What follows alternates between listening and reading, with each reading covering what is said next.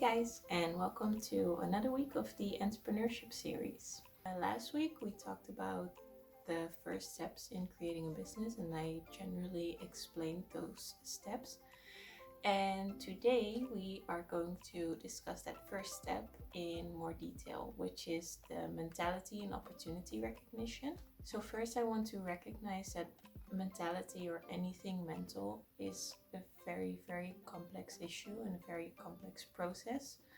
But nevertheless, it's still extremely important for life in general, of course, but also in the field of entrepreneurship, it's a very, very big and vital part of it. And I actually found a quote from NF in his song The Search, and I thought it was a very reflective one. Like, it was a really good one that's fitting not only for the entrepreneurship scene, but I think for us in life in general. So I'll read it out for you. So he says, the mind is a powerful place, and what you feed it can affect you in a very powerful way. Every day when you get up and think you'll never be great, you'll never be great. Not because you're not great, but because the hate will always find you, cut you up, and murder your faith. Bit extreme at the end, but I think nevertheless it really reflects on that your mentality reflects so much on your day-to-day life, and that's very important to realize. So to translate that quote into the entrepreneurship scene specifically, I wanted to talk about three main points in terms of mentality. So first of all, it's having a glass half full mentality. I think, a lot of people have this naturally already in order to just survive.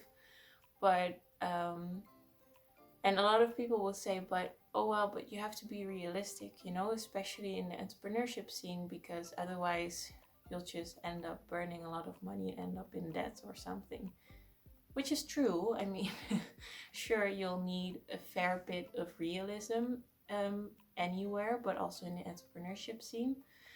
However, there's a very fine line, I think, between realism and pessimism, and you really don't want to cross that line, because pessimism will get you absolutely nowhere.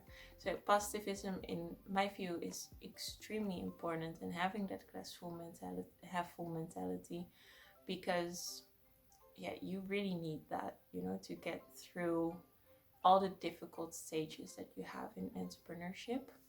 And I also want to link this to the very first exercise that I've created for you to do. So it's all linked below in the subscription.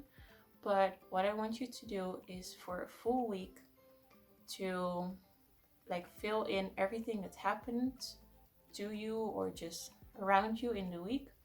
And I want you to write down a positive thing about every single thing that happens. It's gonna be hard, and you will feel like, why am I doing this? This is weird. It doesn't make sense. It's not helping me. But believe me, when I feel at my worst, this is what I do, and it really helps me break through that victim mentality, even though it's super fair that I feel like a victim because maybe I have been victimized, but still try to find a positive thing in that thing. For example, me, I have been in a very, very bad accident already over a year ago, and still every single day I'm in constant pain. Like, I have a whiplash, so I have a lot of pain every day in my neck, in my head, in my shoulders, in my back to some extent. Like, my concentration sucks. It sucks.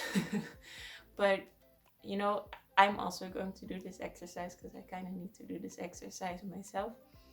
But for example, what I will say to myself about my whiplash is that, okay, it's been a very bad experience, of course, but I've also learned a lot from the experience. For example, I've really learned way better what my boundaries are, not only mentally but also physically.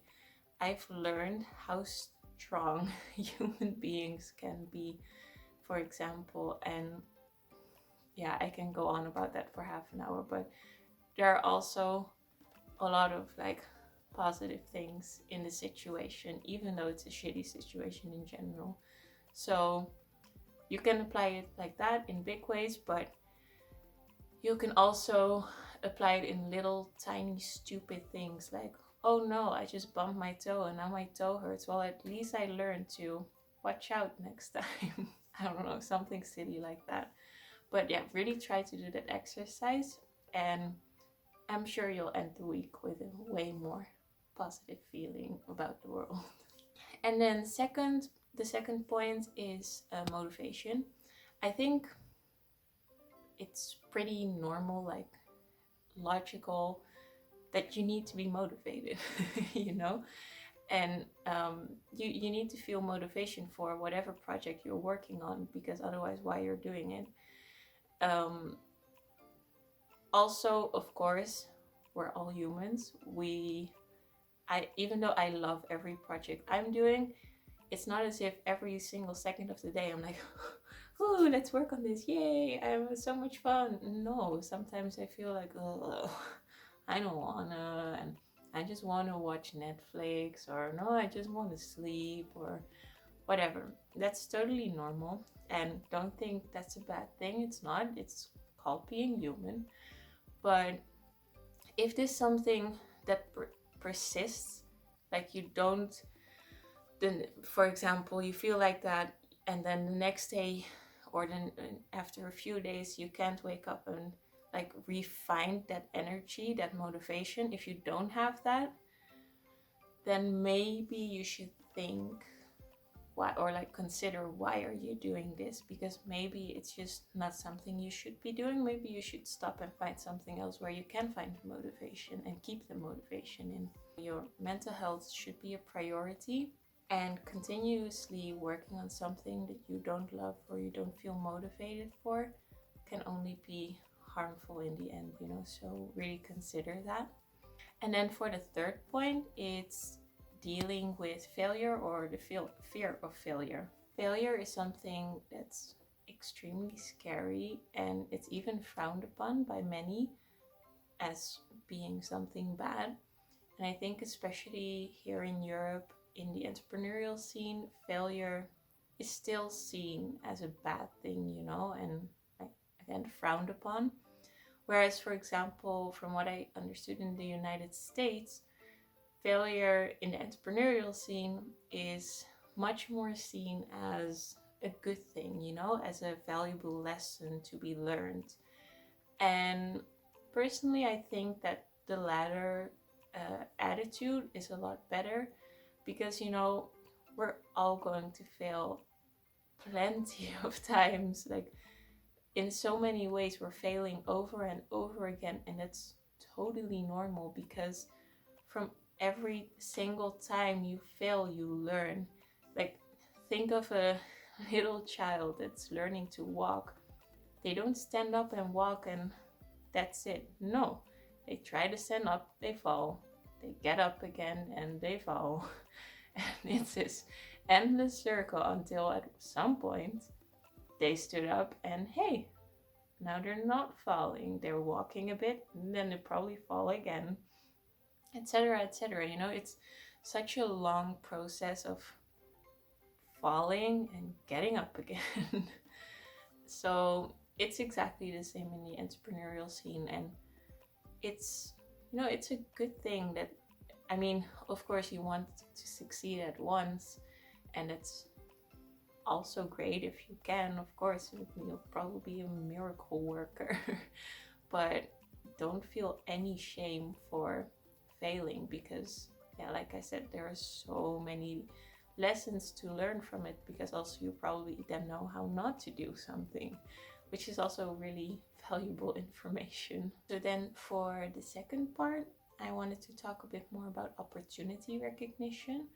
And opportunity recognition is very intrinsically linked to mentality, I think.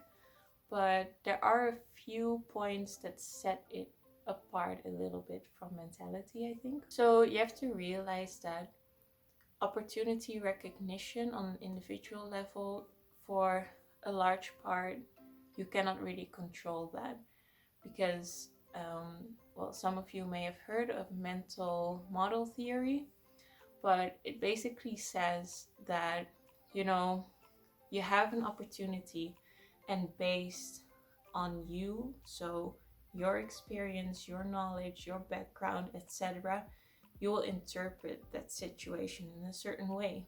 And that's something you just cannot control, you know? But there are some parts to opportunity recognition that I think you can control, and that then links a bit back also to changing your mentality, or like applying your mentality in a certain way. So for the first point, I would say it's very important to be open to new opportunities. So, having a very open perspective to what's happening around you, maybe even having an open heart in general, that's something that's very vital in order to help you recognize things that's happening around you and interpret them into a possible business opportunity. When, I don't know, when someone sees this little bag, they can be like, it's a little bag, like what the fuck am I supposed to do with that? Like, fun. But I don't know, if you have a very open heart or an open mind, you can be like, oh, a little bag. Well, it would work. Like, I heard the other day that a friend of mine, she was gardening and was really complaining about the fact that, like, all her seeds, they were just getting everywhere, and the boxes were just annoying and didn't work. Well, maybe a little bag like this, maybe that would help her.